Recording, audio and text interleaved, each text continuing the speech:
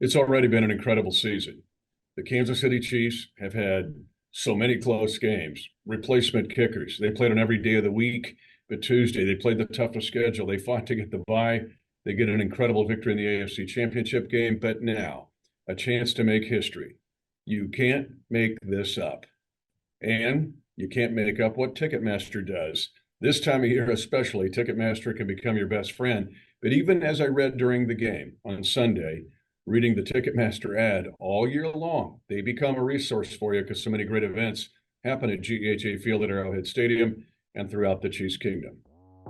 It's Samaje Perine at the 30, first down! I love you, Samaje Perine! Hi, everyone. I'm Mitch Holthus, voice of the Chiefs, joined here with senior team reporter Matt McMullen. The theme of this Defending the Kingdom will be You Can't Make This Up. I don't know what your favorite miniseries are, Matt.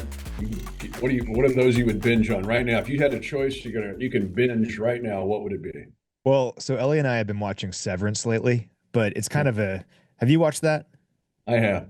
Yeah, it's like dark and very weird and sad. It doesn't really apply to this football team. I think what you're alluding to is a better analogy. Well, Ted Lasso Yeah. comes to mind. So creative in the writing.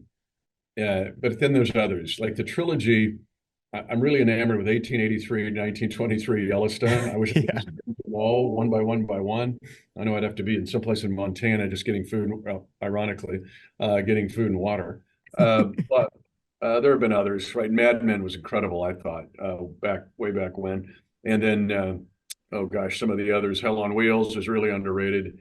We know now Landman has become a big deal with Billy Bob Thornton and others. So, And Jerry but Jones was a pretty good actor in that. Did you see that?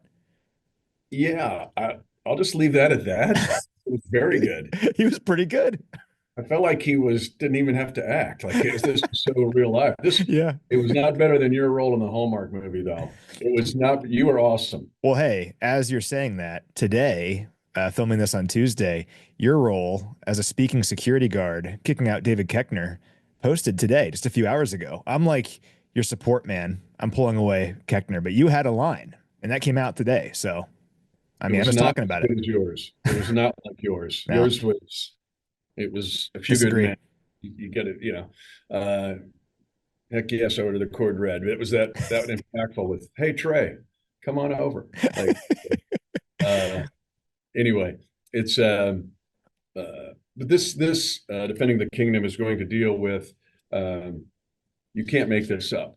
Honestly, Ted Lasso script writers could not write the script this season. Matt, Super Bowl 59. The fact that we're going to have this game against the Philadelphia Eagles, and we're going to jump into this. What your four favorite storylines beyond the obvious are, and I'll give you mine as well. But first, as is a Defending the Kingdom custom, whether we're on a Zoom or we're in studio, we go around the world. Let's jump in your spacecraft. Yeah, let's do it. And for those wondering, why are you guys on Zoom right now? Well, the week before we go to New Orleans is just crazy. What's funny is that we like kind of know the drill now because we've been to all these Super Bowls. Who would have thought? But the studio is just jam packed with players doing Super Bowl stuff. They have to like bring in a whole new backdrop. The studio is occupied today. So we're doing a virtual DTK. I'm on the third floor. Mitch is on the first floor. We're in the same building doing a Zoom DTK. So if you're wondering why we're doing that, that's why. But Matt, before we get into that, you bring up an excellent point. We kind of touched on this last year. And on my Minute with Mitch series that I do in radio and television throughout the kingdom, I get into this even more. This week, I always wondered that what's 2 weeks before a Super Bowl? It seems like overkill. Like it's just it's more promo than anything else. Honestly, you could use another week. Yeah. And the premise, and you and I have talked about this. You can't win the Super Bowl this week, but you can lose the Super Bowl this week because it's if you're not organized to deal with all of the chaos before the chaotic chaos, when you hit the Super Bowl site, you can get swept away and lose that game. And we've seen it happen throughout history. Oh yeah, Coach Reed talked about it a few days ago that the game plan is almost entirely put in this week. So when you get to New Orleans, it's about mastering it and refining it because there's so many other things going on. There's all the media responsibilities. The media night on Monday is crazy. And then you basically have to speak to reporters every single day. there's so much going on, so many potential distractions. And that's kind of where like our culture and our infrastructure is so important. And it kind of helps this team achieve what it's achieved over the years and hopefully will achieve again because you eliminate all of that. Like you do your obligations, you do all that, whatever, but you're there to win a game. And I think sometimes the Super Bowl has become such a big event that people forget that at the end of the day, it's about winning a football game. And we know this just like anyone else that works here, that everything is so scheduled and regimented and it's all about routine. Like every single week is the same. And you kind of have to find a way in a very not normal situation like a Super Bowl to create a semblance of a routine and of normalcy. And Coach Reed's so good about that. And that's where hopefully this experience will help us next week. But yeah, this week is all about on the football side, treating it normally, getting ready for, a big trip to the Super Bowl. But from a business staff perspective, things are a little bit weird. The studio is in use today. Well, and again, it's in taking care of your family and their requests. Oh yeah. I mean, this gets difficult. You've got a lot of family that you can't accommodate, and nor can I. Not everybody is part of this. And so the players deal with that and the coaches deal with that. Well, I know people that didn't make the cut over the last couple of years that don't like me anymore, right? They don't. So it's just there's a lot of tension this week that you wouldn't think would be there. And so you're right. Our infrastructure and culture is set up to try to mitigate that as much as possible because when you land there, and it's like the Olympic Games because there's this bombardment of international media that comes in, and so you're asking questions or answering questions over and over and over, but it's just one of his four mantras, his four pillars is eliminate distractions.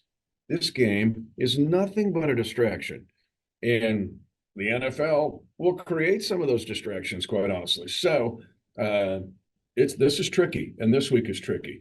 But what hasn't been tricky is when sometimes fact is greater than fiction.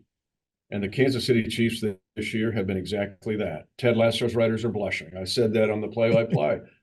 Can't make this stuff up. And the storylines and subplots to this game are a decade's worth, really. Any one of these could be the big point or thought of a game, but man, there's so many for this Super Bowl 59. Yeah, this is one of those stories that if this was like in a movie, it wouldn't be realistic. Like we always make fun of the movie Draft Day because it's just so unbelievably unrealistic. If there was a movie, this is all fictional about the Chiefs' run to a third straight Super Bowl and everything that's happened, all the different ways that we've won games this year, I'd be like, that's not very realistic. But when you live it and it's real life, you just can't believe it. I mean, we're kind of rambling now, but replacement kicker doinking a field goal to win the division. You're going, oh, come on. Yeah, exactly. Or a blocked field goal to win a game against a division rival. I mean, there's just so many examples. And it's just so cool that this team has found a way to get back to this point. And one thing that I keep thinking about over the last couple of days since we beat Buffalo is that we talked all year about the opportunity in front of this team. And we talked about it on last week's episode. Like, hey, we've talked all for months and months and months now about the opportunity and how this team could attack this and how they can hopefully make history. But now we're actually there, and there's so many potential pitfalls, so many things that could have happened, like injuries or circumstances or getting everyone's best shot where it just doesn't work out. The fact that the Chiefs are in this moment, like we're going to New Orleans for a chance to win the Super Bowl for a third straight year, something that's never happened before, really take a second to think about that. Like this team had a mandate and a challenge. Like Mahomes on stage saying like, hey, no one's ever got 3. Like I want 3. Well, yeah, we all do, but it's hard to get there. And the Chiefs went 15-2. They won the division. They beat the Texans. They beat the Bills. And we're going to the Super Bowl for a chance to make it 3 in a row. I still feel like it's yesterday that I saw McCole catching that ball in the end zone to win the second in a row. And now we're back. So I don't know. It's one of those things I keep waiting to wake up because this does not happen to teams and to fan bases, but we're living it. Absolutely. And this is like coming up on episode 20 and you with Ellie watching Severance and like now it's at the apex, right? It's now hit, it's like what, and you're just staring like what's now? And that's where we're at with this. But absolutely just, and we'll jump into these storylines, but what we're living now is incredible. If the Chiefs pull this off, I'll get into this probably more next week when we're in New Orleans. It just has a 72 Dolphins feeling to it. I'm not sure this will happen again. And you're saying, well, you just did it. Well, we're going to have an 18th game soon. And that 18th game will be against another division champion. That's a one from the previous year. If you're the champion, it's not the far too distant future that we will all play international games. The season will be longer. These streaming services, you're going to be playing every day of the week. This team's just handled all of it, and it's going to get harder to handle all of it in the days and years ahead. So this could truly be a 72 Dolphins moment if the Chiefs can win Super Bowl 59. But I'm holding you up. Let's get the space stations going. One more thought, then I'll jump in. I'm sorry. We're just rambling today because, we're excited. We've gotten like no sleep. And hey, the Chiefs are going back to the Super Bowl. Thing. We're going to do a whole other podcast called because we're down a rabbit hole now. It's just. Well, have you heard from any of the Packer fans that are trying to say that the Packers won 3 straight championships because they won the last like NFL championship and then Super Bowl 1 and 2? It's like, okay, listen, I acknowledge and respect the championships, but it is so much harder to win a championship in 2024 than it was in 1967. I'm sorry. It's just the reality of it. Matt, they played 14 regular season games and 1 playoff game. There weren't wild cards. The Western Conference champion played the National Conference champion. And it's the same thing with the 72 Dolphins. Now, they won 14 games, went undefeated, and they won 3 playoff games. I got it. But that's just, if you go 17-0 now, that's just the regular season. Yeah. You're sitting on the barrel at 3 more games. You got to try to go undefeated against some of the best teams in the league. So, yes, the Packer fans have weighed in, but it's not the same. And so if give those guys, they would have to win, 2 more playoff games just to get to the point to get to the NFL championship game and then play a Super Bowl. And so, I respect you, like you, not the same, not the apples to apples, are close. Yeah, just saying. All right. About 20 minutes later, let's jump into Around the World. So a lot of submissions today. For the sake of time, and because we're going to have a couple episodes in New Orleans, we'll kind of spread this out. So just a handful today. So I heard from Peter in Londonderry, Northern Ireland. Okay. Ooh. Now, some people would just call it Derry. Some people would call it Londonderry. Depends your political affiliations over there in Ireland and Northern Ireland. But he is from Londonderry. He plays American football for the Northwest Vipers. He's the quarterback and wears number 15 for obvious reasons. He's also the club's new women's flag football head coach. So pretty cool. As you know, I went to Northern Ireland a couple of years ago, spent some time in Belfast. Didn't make it to Londonderry, but just a beautiful, amazing place. And I cannot wait to go back. So shout out to you, Peter. Janet is from Goshen, Kentucky, just outside Louisville. That'd be Goshen, but that's okay. I know it's Goshen, Indiana. Let's go with Goshen. Goshen. Sounds more fun. I think it's my natural instinct to always have the incorrect pronunciation. It's incredible. I should start going against my instincts when it comes to this. Goshen, Kentucky. Goshen, Kentucky. Or as some call it, Goshen. But they're originally from Chillicothe, nearby, home of the Hornets. Yeah, there we go. Great football tradition there. So Janet is representing the kingdom in the middle of Lamar Jackson and Bengal territory. Not a lot of Chiefs love over there in Louisville, but she is representing us. They also learned that one of their friends, they recently figured this out, one of their friends was neighbors with you growing up, and they wanted to say hello from the Lovell family. You know the Lovells? Yeah. They were, okay, the Lovell girls, their dad, I think, played football at Texas A&M. He was a coach and came back. He raised cattle, did a great job there. And yes, they were neighbors, but you got to understand, their farm from us would have been 13 miles away. So they're neighbors 13 miles away, but we all rode the school bus together. Wow. And their farm and ranch was almost right on the Kansas-Nebraska border. But great family. 13 miles away and their neighbors. That's small town living right there. That's the next door neighbors, 13 miles away. It's like Yellowstone, right? So throwing another series here. Yeah, there you go. So we have a listener from Mount Vernon, Indiana. Been a fan since 1987. Her husband is a veteran and was stationed somewhere around Kansas City. I'm not sure exactly where, maybe Leavenworth. But when they were stationed here, she became a Chiefs fan and has been a fan ever since. So shout out to you. PJ and Gina are in Oklahoma City, but originally from La Crosse, Kansas, home of the Leopards. Yeah, but they have the Jaguars logo, right? do have the Jaguars logo. I've often wondered, like, well, we don't know needed a new coach going Duval. That's kind of creepy, but yeah, they could put Duval up on the lacrosse locker room. What county is lacrosse in? Rush County, I believe. So they I could think just be it's like Rush. Rush. That's it. Yeah, Rush. That's It's the what they should do. It's the barbed wire capital of the world, actually. Barbed wire capital of the world. Barbed wire capital of the world. You know, the Okay. book Our Boys, which was the New York Times bestseller written about Smith Center Yeah. when they on their run with the nation's longest winning streak. One of the key games was against lacrosse. Lacrosse had a running back that was recruited to play at Oklahoma. Huh. And one of the key pieces in that book, we're talking about miniseries here, was Smith Center against lacrosse with that great running back. Interesting. Okay. Well, it's funny you bring that up because they mentioned that they had 5 boys, all played football, and they remembered some long drives to go play Smith Center. So Okay. there you Yeah. go. Linda is listening from Cincinnati. Love Chiefs fans in Cincinnati. Please represent. Yeah. Uh, Hang Ra- in there. hang in there. Undercover. Randy is listening from Omaha. They were at the game on Sunday. We've got another Janet from Jasper, Missouri, home of the. Oh gosh, I should know. And we're gonna get these Southwest Missouri towns. That's near Joplin too. Um, oh, probably Tigers. That's the easy one to go with, but it's not. Well, it is one of the kind of generic ones. Don't love it this week. It's the Eagles. Yeah. Yeah. I'm sorry. They come up with something better. I don't know who came up. I mean, yeah, Not a lot of Eagles flying around Jasper, Missouri. no. But there's a Yeah. bald eagle flying around my house. I'll tell you that right now. Yeah, it's like it's found its home. It's pretty cool. Not this week though. Generally, yes. Not this week. Terry is representing the Kingdom Down Under in Queensland, Australia. Got to make it to Australia. Tamara is in Oklahoma. Logan is in Austin, Texas. He's a coach at Westlake High School and loves to travel the country in his custom Chiefs painted car. Pretty cool. Austin Westlake is big time. Yeah. Look at all the NFL players they've pumped out. So Is that where Chase Daniel went?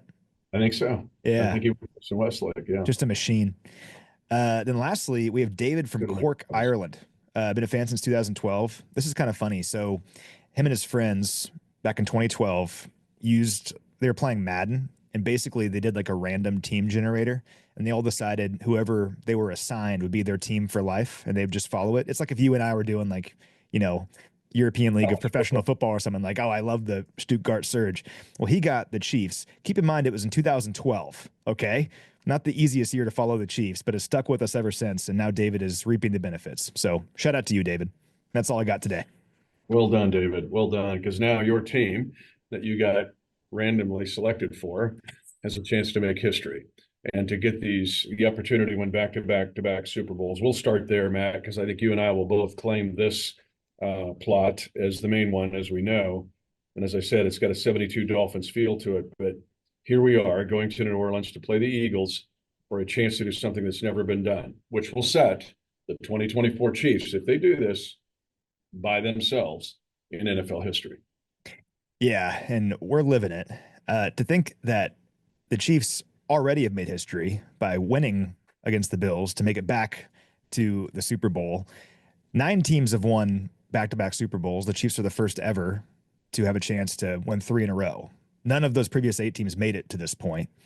And only 3 teams in NFL history, I think, or 4 teams now, including the Chiefs, have made it to 3 straight Super Bowls. And of course, those other iterations had not won back-to-back before their third. So it's truly incredible. And how about Patrick Mahomes? So Patrick Mahomes is one of my storylines here. He's now 17-3 as a starting quarterback in the postseason, passing Joe Montana for sole possession of the second most in NFL history. Only Tom Brady with 35 owns more, but Patrick's coming. I mean, 17 postseason wins in 7 years as a starter is just ridiculous.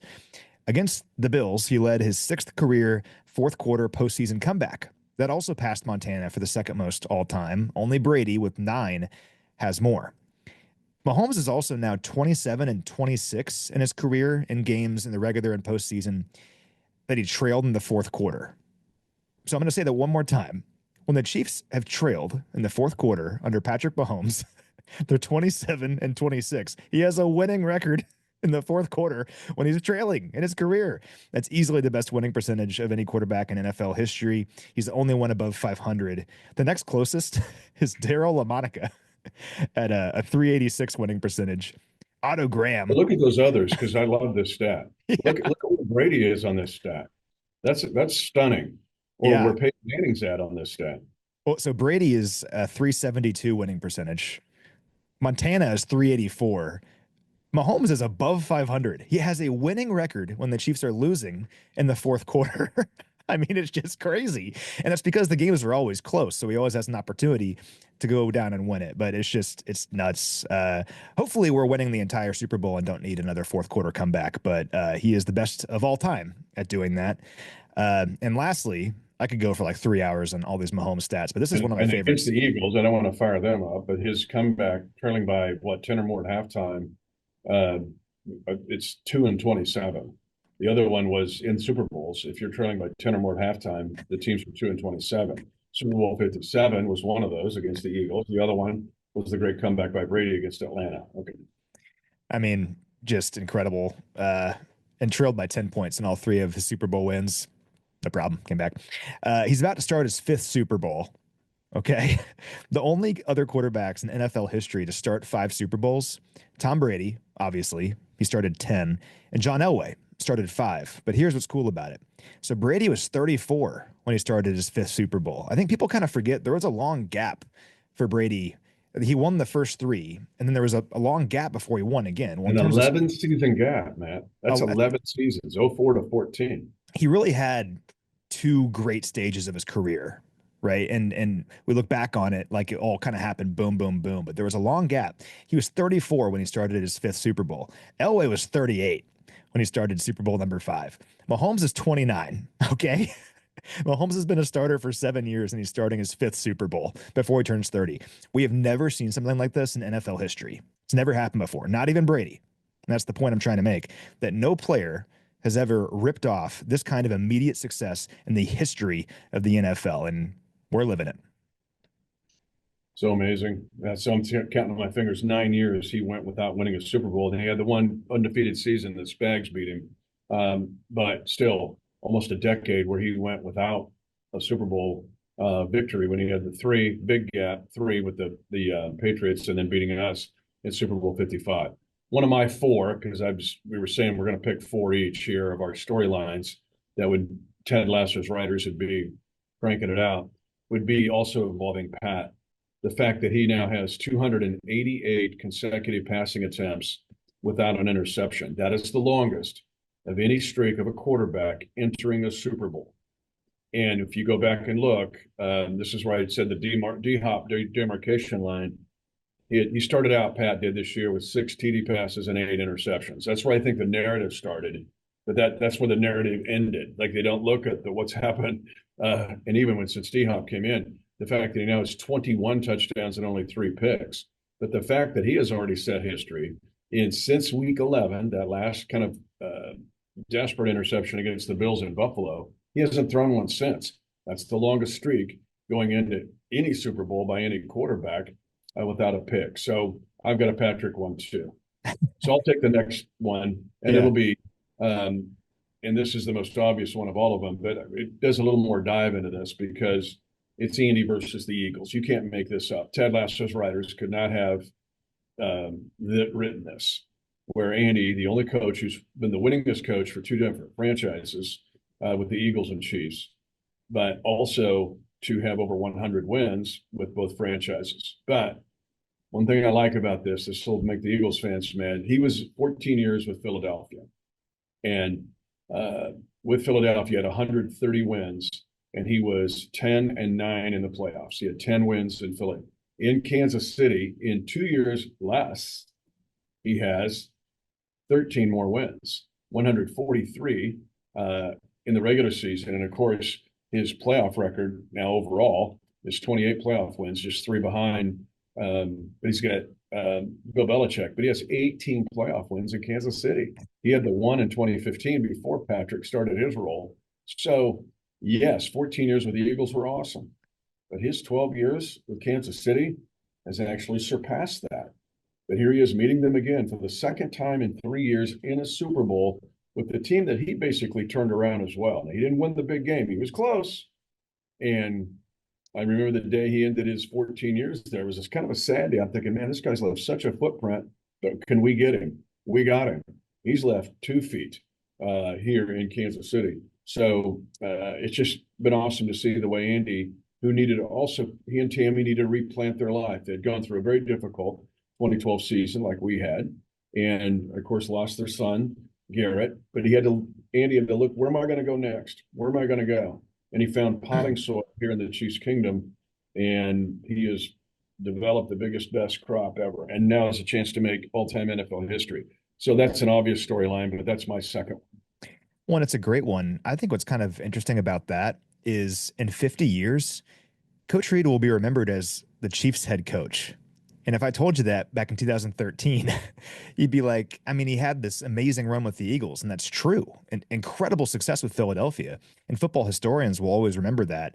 But the casual fan, 50 years from now, is going to remember him as the Chiefs head coach because of all this immense success. And he's going to have an opportunity here to go down as the greatest coach of all time. You and I already think he is, but like it's going to be a fact. If the Chiefs can pull this off against the Eagles and be the first team in NFL history to win 3 consecutive Super Bowls, that'll be 4 Super Bowls for Coach. He'll have 6 Super Bowl appearances, already ties Shula for the second most all time. And again, like I said earlier, Mahomes is 29. This train is not slowing down. So anyway, not only will he go down as the Chiefs head coach, he's going to go down as, I think, the greatest to ever do it. And one of the reasons he's so great is how he gets the best out of his players. And that leads to another storyline for me. It's Joe Thuney. Joe Thuney, I get he plays on the offensive line, doesn't score touchdowns, all that. If the Chiefs win the Super Bowl, it needs to go down as one of the great single season storylines in NFL history. Because, I was trying to think earlier. Someone asked me, hey, what was the turning point for this season? Because last year it was obvious. It was the Christmas Day game. Well, when you go 15-2, it's kind of hard to be like, what was the turning point? The team was obviously really good and got the 1 seed, won the division with time to spare. But I thought more about it. The turning point might have been the Cleveland game, because even though the team was winning, there were protection issues up front. And I think there was a fair conversation about, can this team sustain success in the postseason if they can't protect?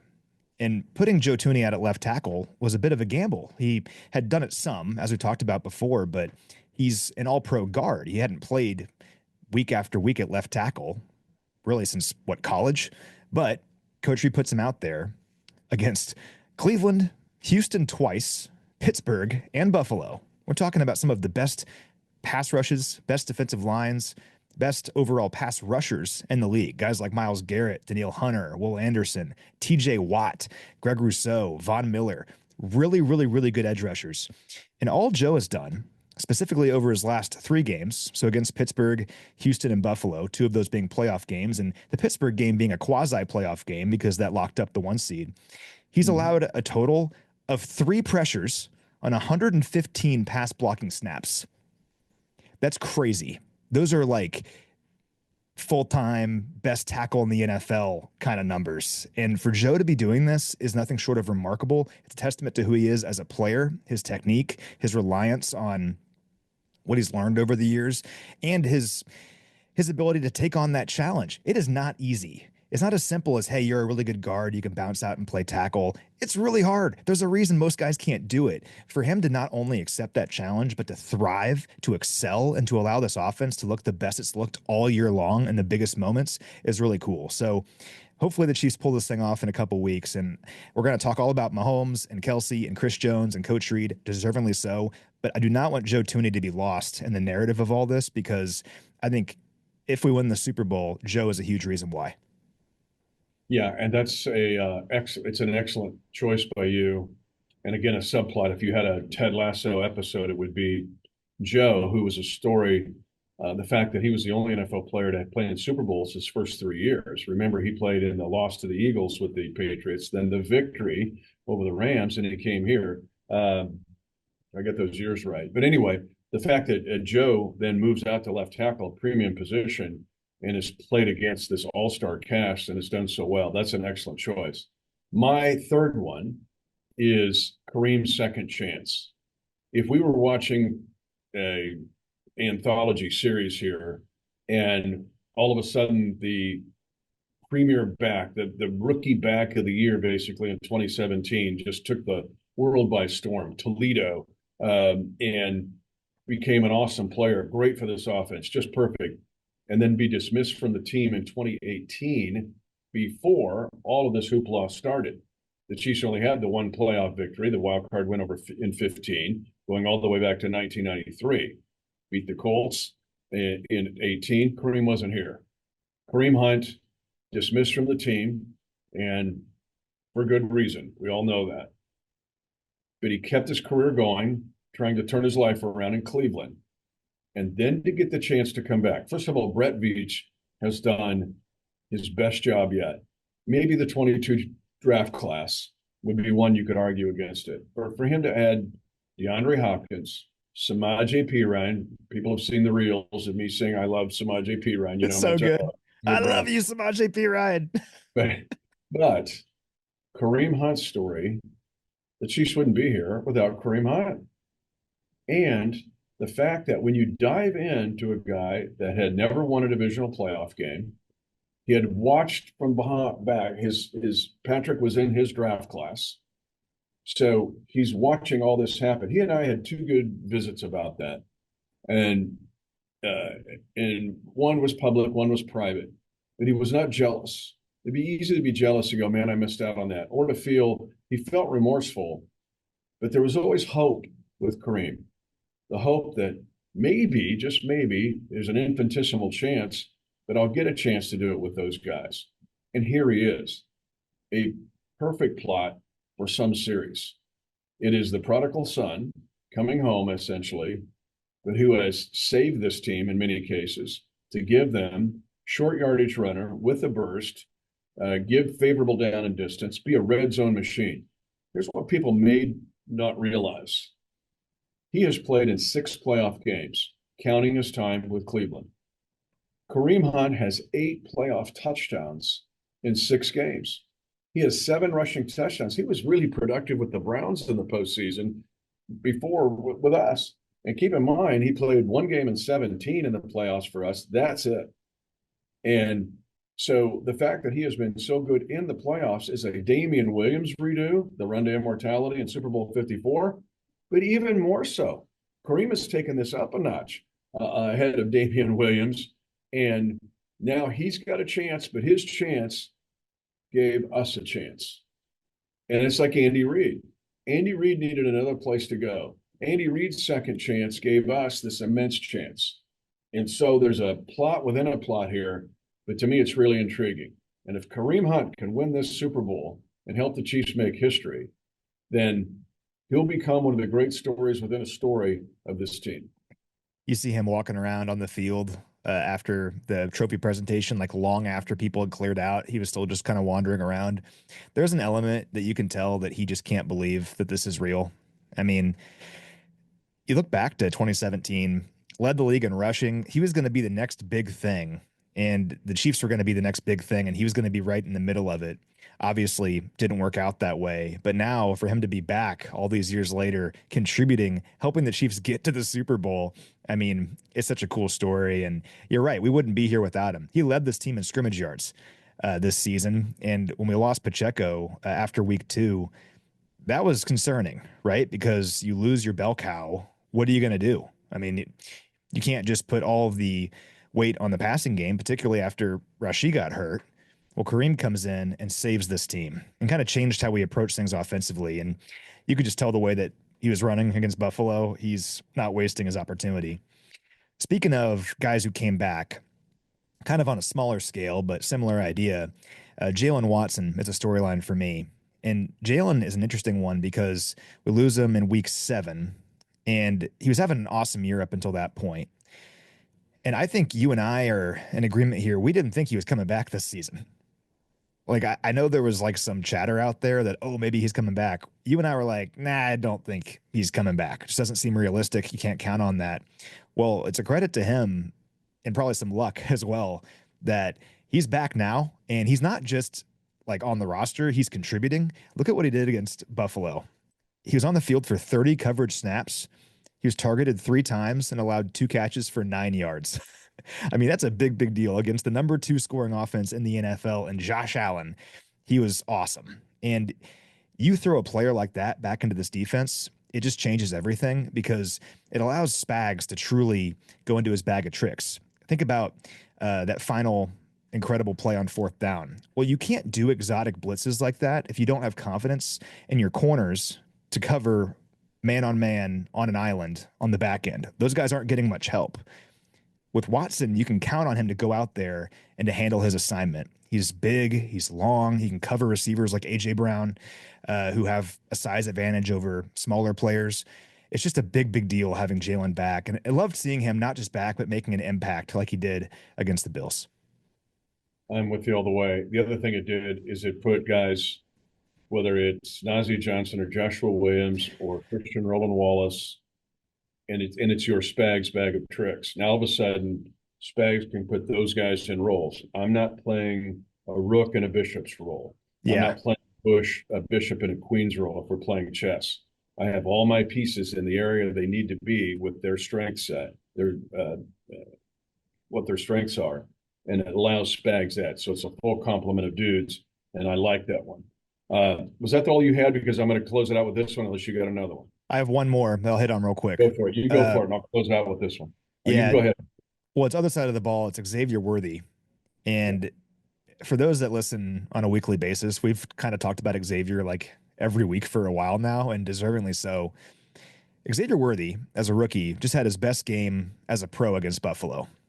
Career best 85 receiving yards in the biggest game of his life. Also topped 100 yards from scrimmage for the first time. And the thing with Xavier is it's the consistency. So every game that he's played in, and we're throwing out the week 18 game, that game's a little frustrating because I think he was on the field for like 1 or 2 snaps. So technically it's like logged like in his game logs, but he didn't play. So we're throwing that out. Since week 11, and every game he actually played in, he's recorded at least 40 receiving yards. That's 9 straight games. And it's not just stuff where he's schemed open. I think that's kind of the misconception about him. Like, oh, he has this great speed and he's not very big, so he's schemed open. He's like one of the best contested catch receivers in the league right now. You can't argue that. That catch that he had to set up the touchdown before halftime against Buffalo was unbelievable. And the strength that he showed. And he had one against Houston as well, where he just went up there and got it. When you have a player who runs a sub 4.3 and he can go up with the strength to make contested catches, I don't want to get too far ahead of myself because we got to go win this game in a couple weeks. But Xavier's going to be a star in this league. Like, imagine what he and Rasheed are going to do next year together. So I'm super excited for Xavier. He's one of those players that clearly, over the course of the year, really figured it out, and he's helping this team win. We are not to this point now without Xavier Worthy. And it's kind of cool because he had to grow up quickly with Rasheed getting hurt. But now with Hollywood healthy, with DeAndre Hopkins in the fold, and with Juju Smith-Schuster kind of having an impact now as well, he doesn't have to do everything. He can just go out there and be Xavier, and it makes his offense so dynamic and dangerous. So excited to see what he's going to do in his first career Super Bowl. But Xavier, just his growth over the course of the year and a chance to finish his rookie year with the Super Bowl championship is my final storyline. Awesome. And I'll just tag it with 2 things. One, and this is just a little bit like Rashi last year. He's reaching this crescendo in the playoffs. He's doing it when it counts the most. And more often than not, it's the other way. Great regular season by a rookie, but where are they in the playoffs? And they not only stay, they diminish. He's ascending. The second thing is coming out of Texas with that 4.21 speed, people kind of, I think, miscast him as just a go route guy. He's just going to run go routes or stutters and goes and run 9 routes. He has become an excellent route runner, whether it's crosses or double moves or arrows or and I tell you my favorite route with him is now that slice route, which he's kind of a delay, and it's not a crosser. It's not a shallow or a medium crosser. It's basically at an angle. It's not an over route. You slice it. And so he's become awesome at that. The other thing, Matt, I'd tag it with it, the nose for the end zone. Yeah. He's 9 touchdowns as a rookie now. Put him right there with Rashee Rice last year. And the fact that he knew where that pylon was the other day. When he took off, he knows. So to develop that sense as a receiver, to be a route runner, work with Pat, I'm with you. I am so excited about his future. We'll close this way because you can't make it up. If Ted Lasso's writers came up with this, the fact that the Kansas City Chiefs, and as I mentioned at the end of the broadcast, are now past Pluto. We are beyond the normal NFL solar system because there's a chance to do something that's never, ever, ever been done. The Chiefs had the chance to do that where they won Super Bowl IV. The Chiefs have a chance. They will work out on the same field or near the same field where they won Super Bowl IV at Tulane University. That's our workout facility. And that in and of itself, you're like, oh, come on, guys. That's a little too corny here. That's, nope, that's where we're going. And the fact that we will be there, which was the last American Football League team to play, because the Chiefs represented the AFL in beating the Minnesota Vikings on that game, the first franchise Super Bowl victory, and to do so as the last AFL team. The other thing that I think is fun, this is Super Bowl 59. Lamar Hunt founded the American Football League in 1959. So it's just too much fun to look at all these subplots and realize, and if you're one of Ted Lasso's writers and you follow us on Defending the Kingdom and you're going, man, they got us on this one, none of this is fiction. It's all fact.